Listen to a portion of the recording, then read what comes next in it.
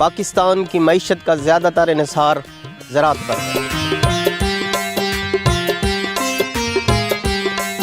مگر زراعت کو کس طرح جدید خطوط پر استوار کرنا ہے، اس کے بارے میں بتائیں گے ہم زرعی ماہرین اور ترقی پسند کاشتکاروں کے ساتھ۔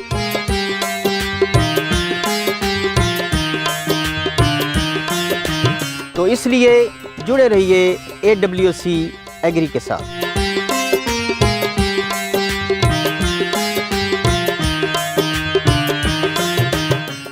بسم اللہ الرحمن الرحیم۔ السلام علیکم ناظرین، آپ دیکھ رہے ہیں AWC ایگری اور زرعی خبروں کے ساتھ میں ہوں Tahir Nadeem.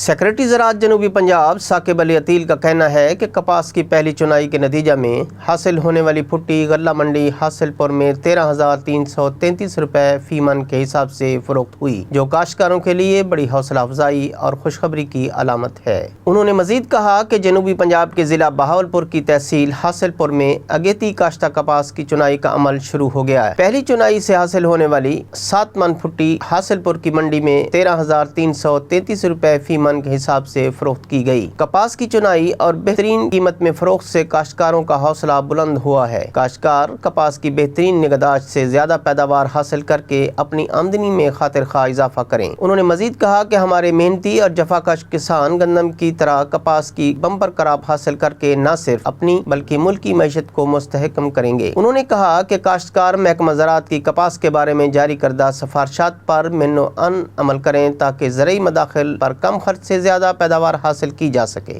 Additional director general زراعت فارم اینڈ ٹریننگ ڈاکٹر اشتیاق حسن نے ایوب زرعی تحقیقاتی ادارہ فیصل آباد میں پیداواری منصوبہ برائے تیل دار اجناس 2023-24 کی منظوری بارے منعقدہ اجلاس کی صدارت کرتے ہوئے کہا کہ خوردنی تیل کی پیداوار میں خود کفالت وقت کا اہم تقاضا ہے۔ انہوں نے مزید کہا کہ پاکستان میں بڑھتی ہوئی آبادی کے لیے خوردنی تیل کی پیداوار میں خود کفالت وقت کا تقاضا ہے، کیونکہ زرعی ملک ہونے کے باوجود گزشتہ سالوں میں خوردنی تیل کی درآمد پر 300 ارب روپے کا کثیر زر مبادلہ خرچ ہوا۔ موجودہ حکومت کی مثبت پالیسیوں کے باعث امسال سرسوں، رایا اور کنولا کے زیر کاشت رقبہ میں ریکارڈ اضافہ نوٹ کیا گیا اور حالیہ سروے کے مطابق 10,70,000 ایکڑ سے زائد رقبہ پر ان فصلوں کو کاشت کیا گیا۔ زرعی سائنسدانوں کی متعارف کردہ نئی اور جدید پیداواری ٹیکنالوجی کے استعمال سے خوردنی تیل کی مقامی پیداوار میں اضافہ سے قیمتی زر مبادلہ کی بچت ممکن ہوئی ہے۔ اجلاس میں chief scientist doctor Ghulam Sarwar اور چیمبر آف کامرس فیصل آباد کے کنسلٹنٹ ڈاکٹر خالد شوق کے علاوہ ایوب زرعی تحقیقاتی ادارہ فیصل آباد کے مختلف شعبوں کے زرعی سائنسدانوں، محکمہ زراعت توسیع و اڈاپٹیو ریسرچ فیصل آباد اور محکمہ زراعت شماریات کے فیلڈ افسران نے شرکت کی۔ چیف سائنٹسٹ ایوب زرعی تحقیقاتی ادارہ فیصل آباد نے کہا ہے کہ بدلتے ہوئے موسمی حالات میں پاکستان کی بڑھتی ہوئی آبادی کی غذائی ضروریات کو پورا کرنے کے لیے پوٹاش سمیت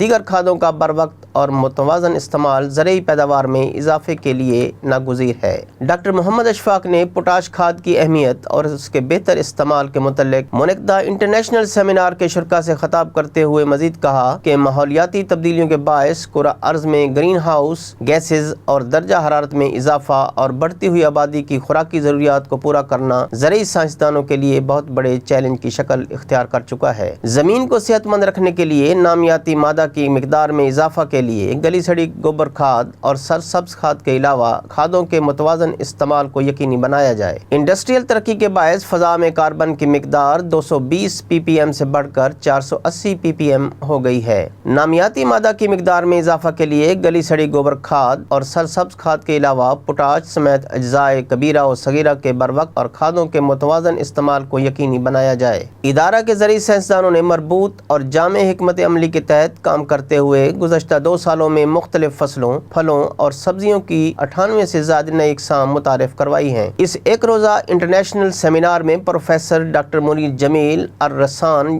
university of science and technology اردن، پروفیسر ڈاکٹر ظہیر احمد ظہیر اور associate professor doctor Amir Maqsood زرعی university Faisalabad, Awais Mushtaq Paracha national sales manager اور Muhammad Asif Ali head of agronomy Engro fertilizer Pakistan کے علاوہ doctor Muhammad Akram Qazi chief scientist soil fertility research institute Punjab سمیت زرعی تحقیقاتی اداروں کے چیف سائنٹسٹ، زرعی ماہرین اور ترقی پسند کاشتکاروں کی کثیر تعداد نے شرکت کی۔ ترجمان محکمہ زراعت پنجاب کے مطابق دھان کے کاشتکار فی ایکڑ زیادہ پیداوار کے لیے منظور شدہ اقسام کا بیج استعمال کریں۔